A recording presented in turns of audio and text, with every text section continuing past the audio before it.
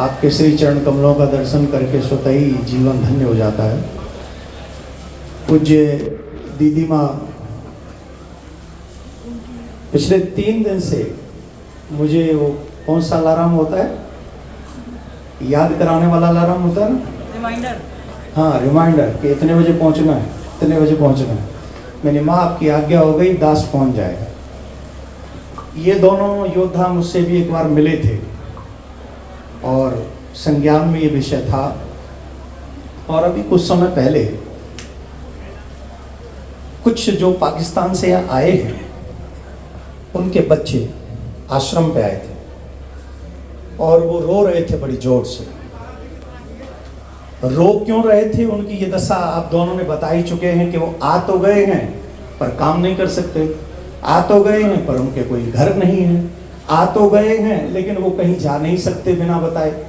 तो ये बहुत सारी प्रॉब्लम उन लोगों ने भी हमें बताई थी। तो उनके साथ हमने कहा कि तुम्हें कोई ज़रूरत हो तो हमें बताते रहना, हम तुम्हारे कॉन्टैक्ट में रहेंगे। तो उनको अपना नंबर हमने दे दिया था, अभी भी उनसे कीप इन टच हैं। पर प्रॉब्लम ये है कि भाई हम सब जानते हैं कि समस्या क्या है। आप दोनों ने पाकिस्तान की समस्या बताई, ईमानदारी से बताओ क्या हमको नहीं पता कि हमारे देश की भी यही समस्या है?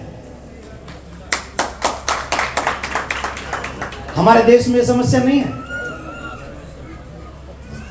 हमारे देश में हर दिन बहन बेटियां उठाई जा रही हैं और जब हिंदुओं की बहन बेटियां उठाई जाती हैं तो कोई नहीं बोलता है, सेकुलर चुप हो जाते उस समय। मैं डर रहा था कि मैं जाऊंगा तो इन बातों को सुन के मेरा वॉल्यूम वैसे ही बहुत खराब हो जाता है। मैं इन विषयों पे बोलना ज़्यादा, दीदी माँ के आश्रम में बोलना थोड़ा, पर इनका सानिध्य माँ है ना तो यहाँ बोल भी सकते हैं।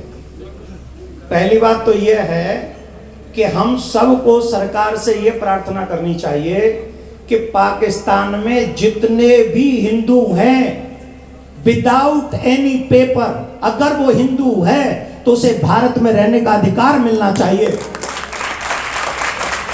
ये ले ले चेचे वाली बात हमसे नहीं होती। हम ब्रजवासी कट्टर आदमी हैं, सच्चे कट्टर हिंदू आदमी हम। अगर 1 करोड़ रह रहे हैं तो ये जो बाहर से रोहिंग्या वगैरह भाग के आए कितने करोड़ हैं, इनको करो बाहर और पाकिस्तान में जो सनातनी उनको करो अंदर। ये हमारा राइट देश है। अगर हमारे देश में नहीं करेंगे तो कहां करेंगे? हम लोग प्रॉब्लम यह है कि हम अपने ही देश में भीख सी मांग रहे हैं, ऐसा कर लो ऐसा कर लो। तुमको मुस्लिम कंट्री बनानी थी तो तुमने बनाई ना वहां। अब तो तुम यहां रह रहे हो तो सिर्फ दया के पात्र बन के रहो, क्योंकि तुम्हें हम रखे हुए हैं, तुम्हारा अधिकार नहीं है। तुम्हारे आकाओं ने पाकिस्तान ले लिया था। और ये बात गलत नहीं है। पाकिस्तान के एमपी ने सदन में बोली ये बात कि 13 साल की बच्ची को जबरदस्ती उठा कर लेके गए। 2 मिनट है ना आप पे कि खत्म करूं? नहीं आपको तो खत्म, दीदी माँ 2 मिनट। अच्छा मुझे पता था यही होगा। सही दिशा है पर थोड़ी सी झिझक है। आपके मन में एक झिझक है, अगर मैं बोल गया तो मेरा क्या होगा? अगर यही झिझक भगत सिंह कर लेते ना तो मैं और आप आजाद नहीं होते। हम लोग वहां गुलामी झेल रहे थे आज भी। उनकी वो झिझक मिट गई तो हम आजाद हो गए। जिस दिन आपकी झिझक मिट जाएगी हमारा पूरा हिंदू समाज सुरक्षित हो जाएगा, इसमें कोई दो राय नहीं।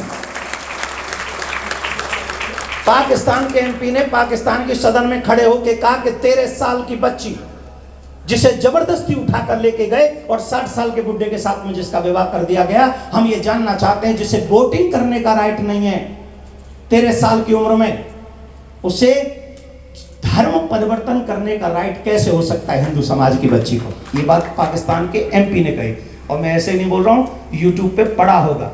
तो एक बात तो कंफर्म है कि हम लोगों का शोषण हो रहा है, नहीं जगे तो होता रहेगा। अब जगने का एक टाइम है। मैं तो कहता हूं अभी नहीं तो अब देख लो कितना सोना है। मैं बात सिर्फ सनातनियों की कर रहा हूं, इधर उधर के लोगों से मेरा कोई लेना देना है नहीं। मैं सीधी सी बात कर रहा हूं। आपके वृंदावन में 5 टाइम आवाज आती है कि नहीं? कौन से वृंदावन में? कौन से वृंदावन? ये वृंदावन जहाँ प्रिया प्रीतम नित्य रमण करते हैं, विहार करते हैं। यहाँ मदिरा मिलती है, यहाँ मांस मिल जाता है, यहाँ बलि चढ़ जाती है, और हम लोग चुप बैठे रह जाते हैं। कोई आ जाए, हम उससे ये भी नहीं कह पाते कि हमारे वृंदावन को मांस मुक्त करो, हमारे वृंदावन को मदिरा मुक्त। कौन कहेगा इस बात को? हमारे ही देश में हमारे ही बेटियों को सरेआम उठाकर फ्रिज में जमा करके 32, 33, 36 टुकड़े किए जाते हैं। मैं आप सबसे, संत महात्माओं से, विद्वानों से हाथ जोड़ के भीख मांग रहा हूं, अभी नहीं तो कभी नहीं। ये सच है। इन्होंने जो दर्द दिखाया है ना, ये बहुत छोटा दर्द है, बहुत छोटा दर्द है। इससे भी ज्यादा खतरनाक दर्द तुम्हारे देश आज हर दिन झेल रहा है। जैसे अभी आपने पता है, यहाँ पे कोसी से थोड़े आगे चले जाओ, तमाम गौ रक्षक लोग आते हैं हमारे पास में माँ, और कहते हैं कि आज उसको पकड़ा, आज उसको पकड़ा, आज उसको पकड़ा। उनको कोई सपोर्ट देने वाला नहीं, उनको गोली मार देते, उनको कोई रोकने वाला, उनको बचाने वाला नहीं, उनकी हेल्प करने वाला नहीं। तो मैं तो आपसे, ये दोनों वीर मैं इनको पहले से जानता हूँ, माँ ने बहुत अच्छा किया, मुझे उन्हें मिला दिया। आप जैसे कहेंगे जो बच्चे पाकिस्तान से आ रहे हैं, उनकी पढ़ाई में जो भी प्रॉब्लम हो आप हमें बताएं। उनकी एजुकेशन की जितनी भी फी होगी, हमारे मिशन के अनुसार जितने भी हम लोग कंफर्टेबल हो सकेंगे, आपके बच्चों के पढ़ाने की फी हमारा मिशन लेता है। और आपको जो भी इसमें और हेल्प बन पाएगी हम करेंगे, इसमें कोई संशय नहीं। और आप सबसे भी, आप सब ब्रजवासी हैं, वृंदावन वासी हैं, संत हैं, महात्मा हैं, कथाकार हैं, माँ ने आज बड़ी कृपा करके आप सबका दर्शन कराया। मेरा आप सबसे हाथ जोड़ के एक ही प्रार्थना है, अभी नहीं तो कभी नहीं। मैं तो आपसे एक निवेदन करूंगा, सभी हिंदुओं से पहली अपील तो ये करूंगा, जिस पे हलाल लिखा हो उसे खरीदना बंद कर दो। सही है ना? जिस पे हलाल लिखा हो, अगर सच्चे सनातनी हो तो उसका बहिष्कार करो, सबसे पहला काम करो, उसे खरीदना ही नहीं। दूसरा, जैसा ये कह रहे हैं, इनका जो मिशन है, उस मिशन में जितना हो सके, 100 रुपए क्या होते हैं साहब? कई लोग गुटके खा खा के थूक देते, और 100 से ज्यादा कई थूक देते। और हम और आप जो कलफ लगवाते हैं ना, एक कुर्ता भी नहीं धुलता, कुर्ता धोती पे ड्राई क्लीनिंग होती 100 रुपए की। ये समझना कि एक ड्रेस एक्स्ट्रा हमने ड्राई क्लीन करवा ली। और हर महीने आप इनका सपोर्ट करिए, हमसे बन पड़े हम भी करेंगे, आप भी कीजिए, यही आग्रह मैं आप सबसे करता हूँ। बहुत बहुत साधुवाद, आप सबका कीमती समय दिया, उसके लिए मैं क्षमा प्राची हूँ। पर कथावाचक हैं तो आप सब जानते हैं। भारत माता की, भारत माता की, सत्य सनातन धर्म की। एक और चीज हमें कभी नहीं भूलनी चाहिए, सही माने में वात्सल्य क्या होता है, सही माने में माँ क्या होती है, सही माने में गोद किसको कहते हैं, सही माने में माँ की ममता क्या होती है।